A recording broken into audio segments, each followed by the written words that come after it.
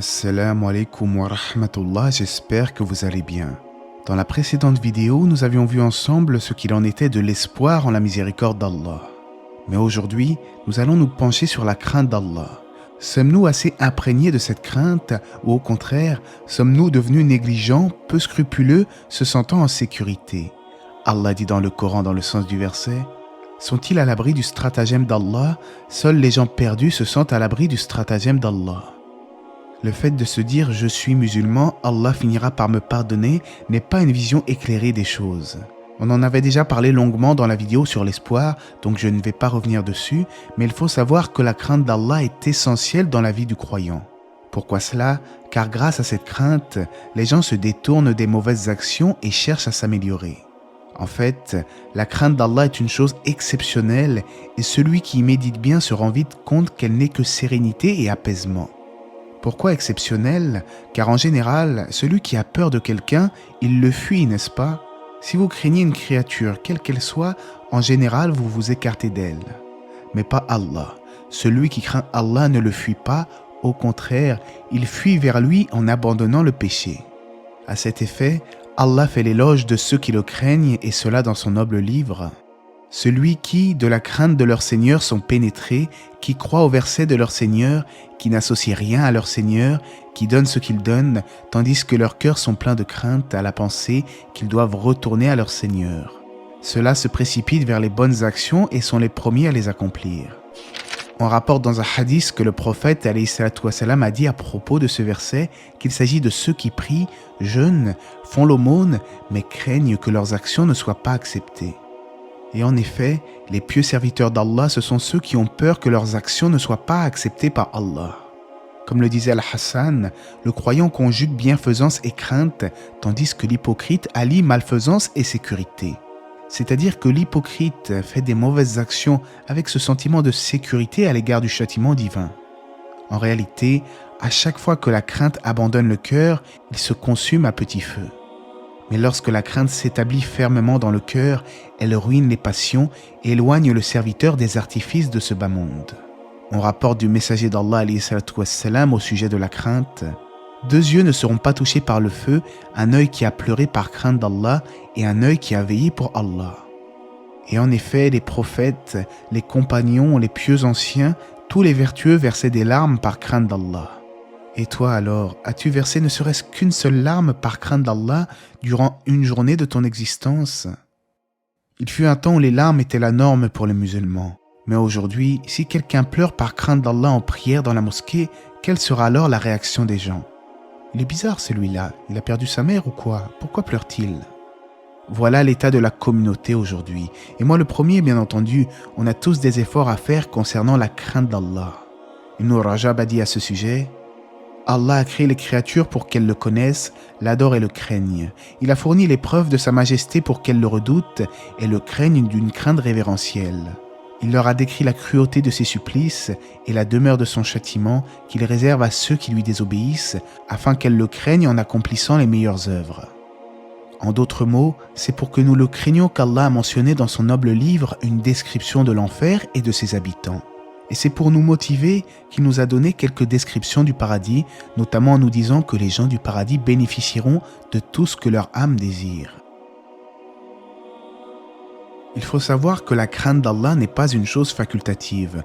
Tout croyant doit chercher à s'en imprégner. Pour cela, rien de tel que de méditer sur les textes du Coran et de la Sunna.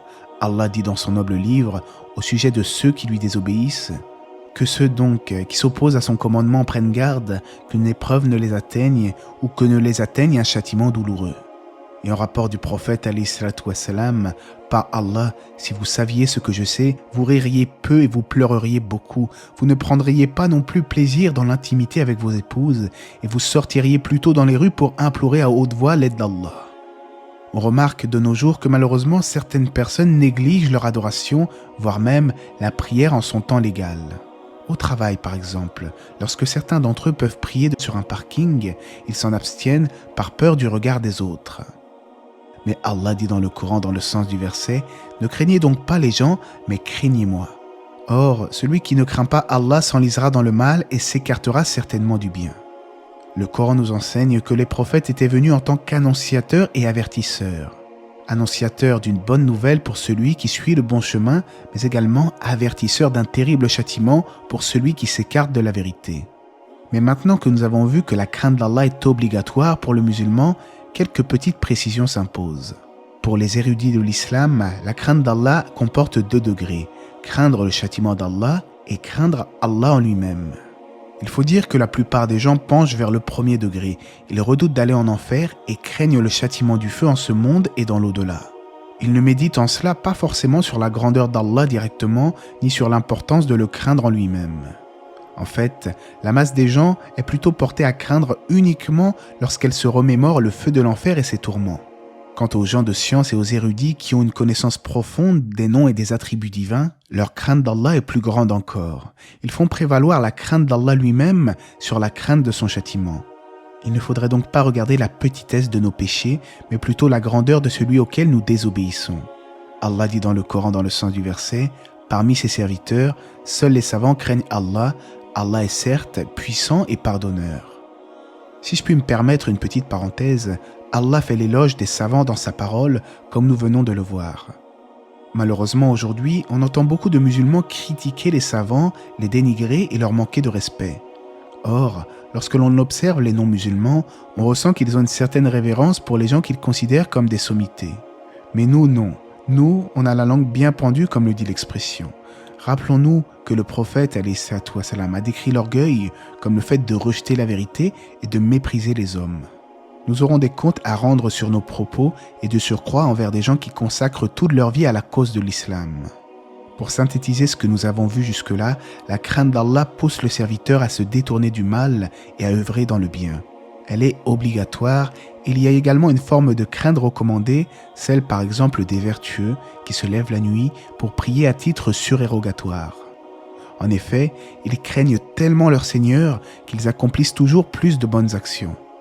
L'œuvre surérogatoire peut donc être un excellent moyen de montrer sa reconnaissance envers Allah et d'espérer en sa miséricorde. La crainte qui est blâmable, c'est celle qui est insuffisante, c'est-à-dire une crainte passagère qui est si légère qu'elle ne dissuade pas le serviteur de s'écarter de son péché, et qu'Allah nous facilite. Parmi les fruits issus de la crainte d'Allah, il y a le fait que le serviteur se tourne vers les bonnes actions et s'écarte des mauvaises. Ibn Qudama disait en ce sens: la crainte réprime les passions et ôte tout éclat aux jouissances interdites, si bien que les désobéissances aimées par le serviteur lui semblent répugnantes et ternes. Et Allah fait l'éloge dans le Coran de ceux qui le craignent en disant « Et ceux qui craignent le châtiment de leur Seigneur, car vraiment, il n'y a nulle assurance contre le châtiment de leur Seigneur et qui se maintiennent dans la chasteté. » De plus est, la crainte d'Allah est une sauvegarde contre tout mal. Selon Anas ibn Malik, le prophète sallallahu alayhi wa sallam a dit en ce sens: il est 3 choses qui sauvent, la crainte d'Allah le Très-Haut en secret et en public, la justice lors de la satisfaction et de la colère, et la modération dans la pauvreté et la richesse. C'est cette crainte qui préserve le serviteur de tout mal, et le salut cité ici est global et concerne ce bas monde comme l'au-delà. La crainte d'Allah permet de récolter les fruits de la miséricorde d'Allah, et la miséricorde d'Allah conduit certainement au paradis. Allah dit dans le Coran dans le sens du verset: et pour celui qui aura craint de comparaître devant son Seigneur, il y aura 2 jardins. Aussi, il ne faut pas oublier que la crainte va de pair avec l'espoir et que le musulman doit toujours trouver un juste milieu entre la crainte et l'espérance. Comme nous le dit Allah dans son noble livre, ils s'arrachent de leur lit pour invoquer leur Seigneur par crainte et espoir et ils font largesse de ce que nous leur attribuons. Aucun être ne sait ce qu'on a réservé pour eux comme réjouissance pour les yeux en récompense de ce qu'ils œuvraient. Mais quels sont les moyens de susciter en nous une plus grande crainte d'Allah? La première des choses est de se rappeler constamment la grandeur de notre Créateur et notre insignifiance vis-à-vis de lui. Celui qui médite sur les plus beaux noms et attributs divins ne peut que reconnaître sa petitesse vis-à-vis d'Allah et son humilité le pousse à le craindre davantage. Allah dit dans le Coran dans le sens du verset: ils n'ont pas estimé Allah comme il devrait l'être, alors qu'au jour de la résurrection, il fera de la terre entière une poignée et les cieux seront pliés dans sa main droite. Gloire à lui, il est au-dessus de ce qui lui associe. Imaginez-vous cet univers vaste aux distances vertigineuses, tout cela n'est en réalité que peu de choses pour Allah. C'est en connaissant la grandeur d'Allah que les créatures en viennent à le craindre, comme c'est le cas notamment des anges qui sont saisis de crainte à l'entente de la parole d'Allah. Et en effet, ils connaissent très bien sa majesté et son éminence. Le croyant doit également méditer sur le Coran et sur les menaces qu'Allah a utilisées pour nous dissuader de faire le mal. On doit toujours garder à l'esprit que nous ne sommes pas à l'abri de retomber dans des mauvaises choses et que la foi que nous avons, Allah peut l'enlever du jour au lendemain. C'est un énorme bienfait que nous soyons sur le chemin de l'islam, encore faudrait-il en avoir conscience. Les compagnons craignaient quant à eux une mauvaise fin, que leurs œuvres ne soient pas acceptées, alors qu'étonnamment, certains d'entre eux avaient reçu la bonne nouvelle du paradis et de la bouche du prophète ﷺ lui-même. Et nous qui n'avons pas l'assurance d'être sauvés, où en sommes-nous de la crainte de nos prédécesseurs? On rapporte qu'à force de pleurer, le compagnon Ibn Abbas avait des cernes sous ses yeux. Aïcha, de son côté, lorsqu'elle lisait dans sa prière la parole d'Allah, « Puis Allah nous a favorisés et protégés du châtiment du Sammoum. » Alors, elle se mettait à pleurer à chaudes larmes et disait que je ne fusse totalement oublié. Également, on rapporte que Abu Huraïra a perdu connaissance 3 fois en rapportant le hadith évoquant les catégories de personnes par lesquelles le feu sera attisé. Et les exemples comme cela sont extrêmement nombreux dans les ouvrages islamiques. En dehors d'écouter des rappels sur Internet ou de lire des livres sur l'islam, le musulman se doit de se faire le rappel à lui-même en toutes circonstances. Où en suis-je de ma relation avec Allah? Qu'ai-je fait de bien dans ma journée? Est-ce que j'aimerais mourir aujourd'hui en vue des œuvres que j'ai accomplies pour Allah? À méditer. En définitive, le croyant se doit de craindre Allah d'une véritable crainte, une crainte qui le pousse à se détourner de son péché et à remplir sa balance de bonnes actions. Il doit méditer sur la parole d'Allah, méditer sur la création, réfléchir longuement et réaliser son autocritique au quotidien. Mais celui qui se sent à l'abri du châtiment divin, alors on craint pour lui une mauvaise fin et qu'Allah nous en préserve. Allah sait mieux, j'espère que ce rappel vous aura été profitable. Dans la prochaine vidéo, j'envisage Inch'Allah de faire un rappel sur l'enfer afin de faire croître notre crainte d'Allah. Et que la paix et les bénédictions d'Allah soient sur le prophète, sa famille et ses compagnons.